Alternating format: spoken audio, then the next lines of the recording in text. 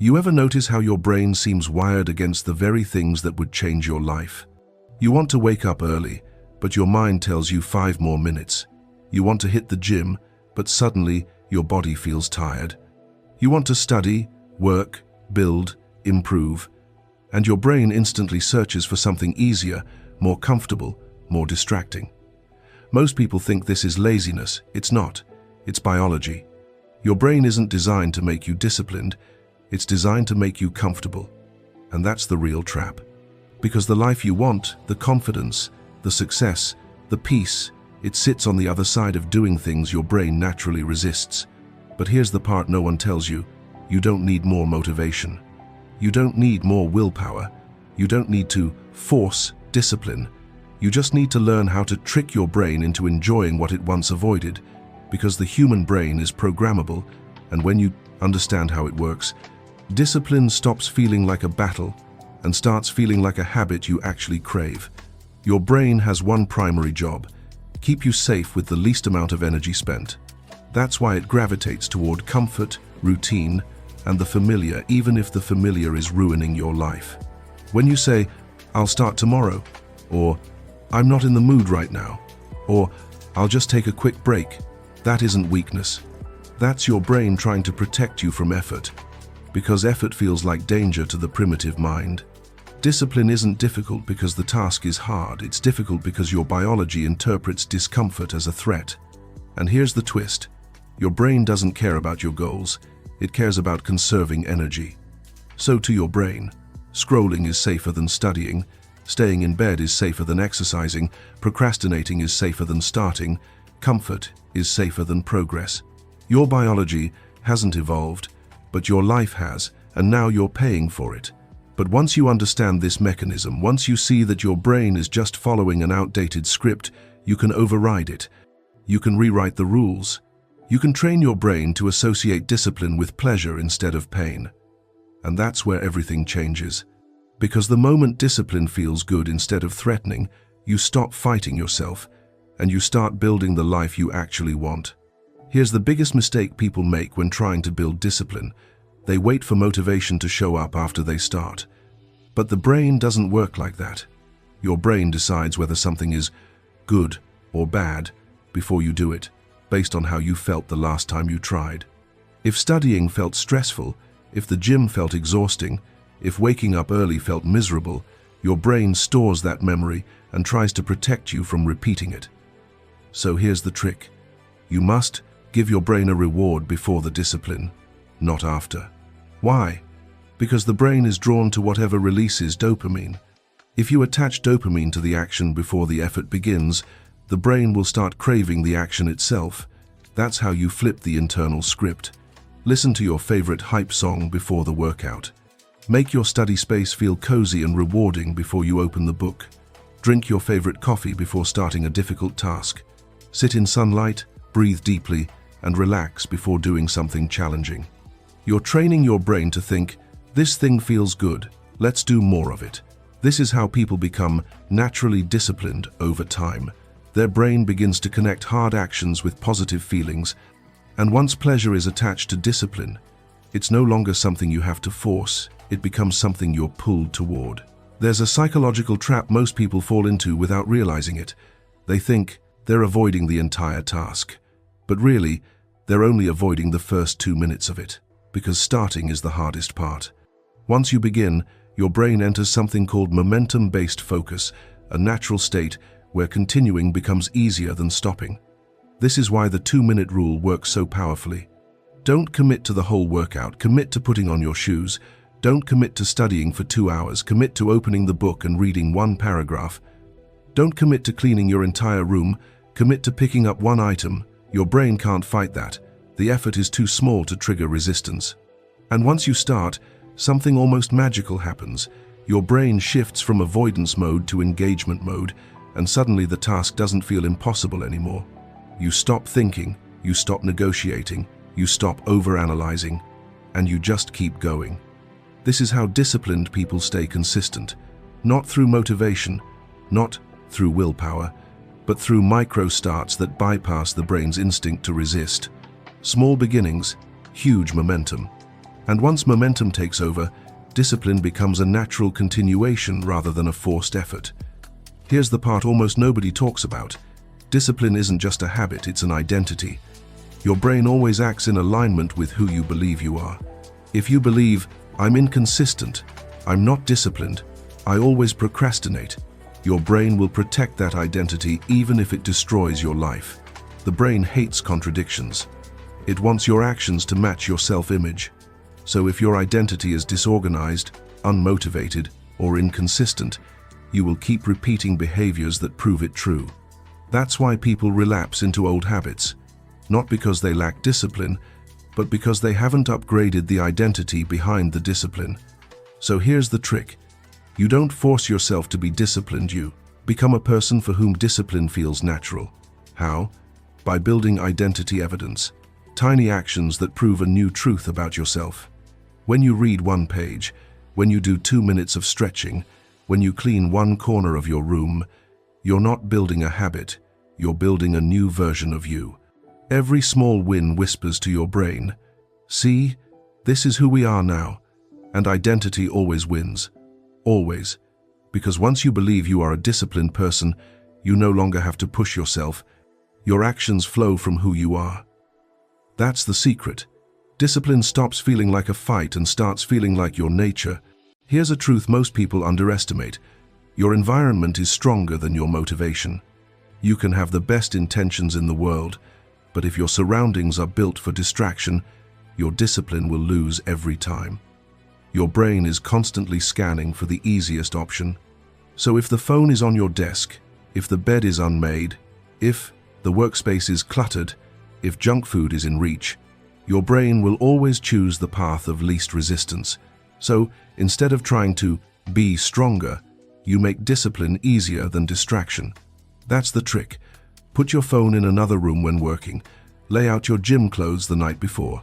Keep your workspace clean and ready for action. Remove junk food and keep healthier options visible. Turn off notifications and create digital boundaries. You're not fighting yourself anymore, you're designing for yourself. The disciplined people you see aren't superhuman. They aren't battling temptation every minute. They simply build environments where discipline is the default and distraction requires effort. When your surroundings support your goals, your brain stops resisting. You finally get out of your own way. Most people think discipline is about forcing yourself to do the hard thing over and over again.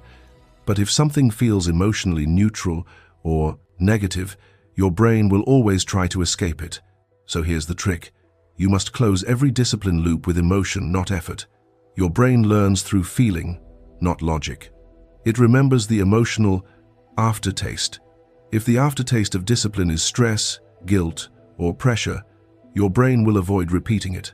But if the aftertaste is satisfaction, pride, relief, or reward, your brain will start wanting to do it again. That's how habits stick. After finishing a task, take 5 seconds to say, "Good, I showed up today." That small self-recognition releases dopamine. Every time you complete a habit, mark it on a calendar. Checking the box gives your brain a reward hit. After a workout, take a moment to feel how your body warms, relaxes, or gains energy that makes your brain associate exercise with pleasure. After studying or working, allow yourself a small reward. Tea, music, sunlight. A minute of rest, not as procrastination, but as a programmed reward. These emotional reinforcements tell your brain, discipline feels good. Let's repeat this. And once discipline becomes emotionally rewarding, you stop negotiating with yourself. You stop feeling resistance. You stop looking for excuses. The brain begins to crave the reward attached to effort. Your habits become self-fueling. Your discipline becomes enjoyable. And your life starts shifting quietly, steadily, powerfully. Here's something people never realize. Most of the exhaustion you feel isn't from the task itself, it's from the decision fatigue before the task. Every time you ask yourself, should I go to the gym today? Should I work now or later? Should I start or rest for a bit? Your brain burns energy, negotiating. And the more you negotiate, the more likely you are to choose comfort. So here's the trick. Remove the choice entirely. Not with force, not with pressure, but with a simple internal rule. This is just what I do. No debate. No emotional conversation. No mental back and forth. When discipline becomes a non-negotiable part of your identity, the same way brushing your teeth is, the internal struggle disappears. You don't wake up and debate whether or not to brush your teeth. You just do it. There is no emotional resistance because there is no decision. That's how disciplined people think. They don't ask their feelings for permission. They don't rely on motivation. They don't wait for the perfect moment. They simply act because that action is part of who they are. When you adopt the no choice principle, the mental noise goes silent, the excuses fade, the habit strengthens, the process becomes automatic. Discipline becomes something you do without thinking. It's no longer a battle, it's a baseline. Here's the biggest truth people underestimate. Discipline doesn't come from doing big things. It comes from repeating small wins until they snowball. Your brain is wired to follow momentum. If you're moving even a little, it wants to keep moving. If you're stuck even slightly, it wants to stay stuck. This is why one small disciplined action can change your entire day. If you make your bed, you're more likely to clean your space. If you drink water first thing, you're more likely to eat clean. If you start work for 2 minutes, you're more likely to finish an hour. If you stretch for 30 seconds, you're more likely to do a full workout. Momentum transforms discipline from effort into inertia. And here's the trick. You never break the streak, even if you shrink the habit. If you can't work out for 30 minutes, do 5. If you can't read 10 pages, read 1. If you can't meditate for 10 minutes, breathe for 30 seconds. This does something powerful. It tells your brain, we are consistent, we show up no matter what. And consistency, even in tiny doses, beats intensity every time. Your brain starts to trust you. It starts to believe you. It starts to identify you as someone who always follows through. That identity alone creates a level of discipline people admire but rarely understand. It's not magic. It's not motivation. It's not talent. It's momentum carefully fed, protected, and multiplied. And once it picks up speed, you become unstoppable. Here's the truth nobody wants to accept. Your feelings are the biggest enemy of your discipline. Not because feelings are bad, but because they're unreliable. One day you feel motivated, the next day you feel tired. One morning you're inspired, the next morning you want to quit everything. If your discipline depends on your emotions, your life becomes unpredictable and inconsistent. So here's the trick. Detach the action from the emotion, meaning you do the action regardless of how you feel. You stop asking, do I feel like it? And you start asking, what would the disciplined version of me do right now?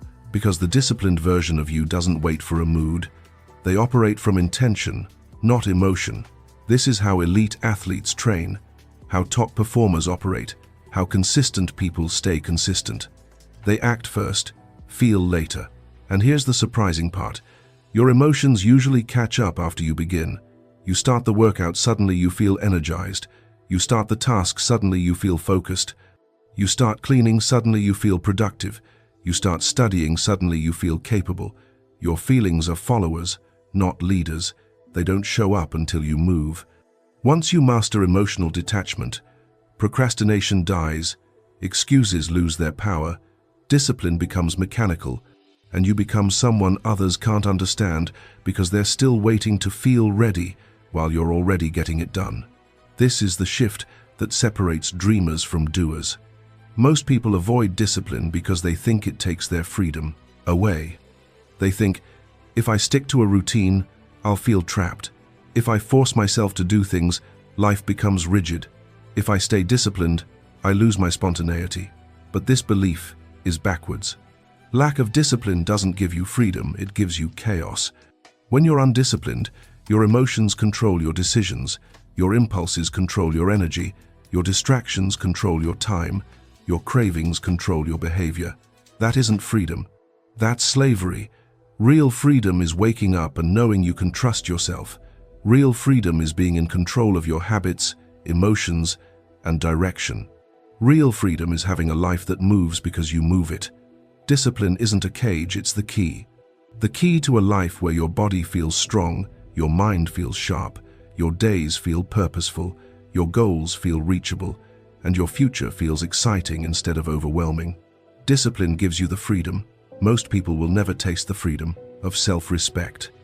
Because when you can trust yourself to follow through, you stop fighting your life and start building it. This is the final shift. Discipline becomes something you don't run from, but something you run toward because you realize it gives you the life you've always wanted. At the end of the day, discipline isn't something you're born with, it's something you build. Quietly, slowly, repetitively. Until one morning you wake up and realize you don't avoid the hard things anymore. You don't negotiate with your excuses anymore. You don't wait for motivation anymore. You've become the version of yourself your old self never believed you could be.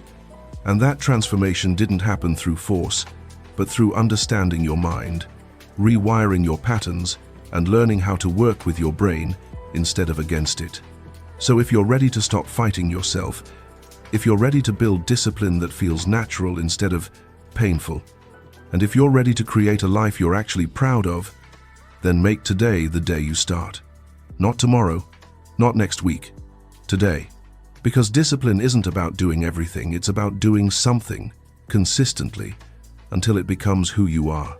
And if this message helped you, inspired you, or shifted something inside you, make sure to subscribe, because each day we break down the psychology, the mindset, and the habits that help you become the strongest version of yourself. Your future self is waiting. Let's build him together.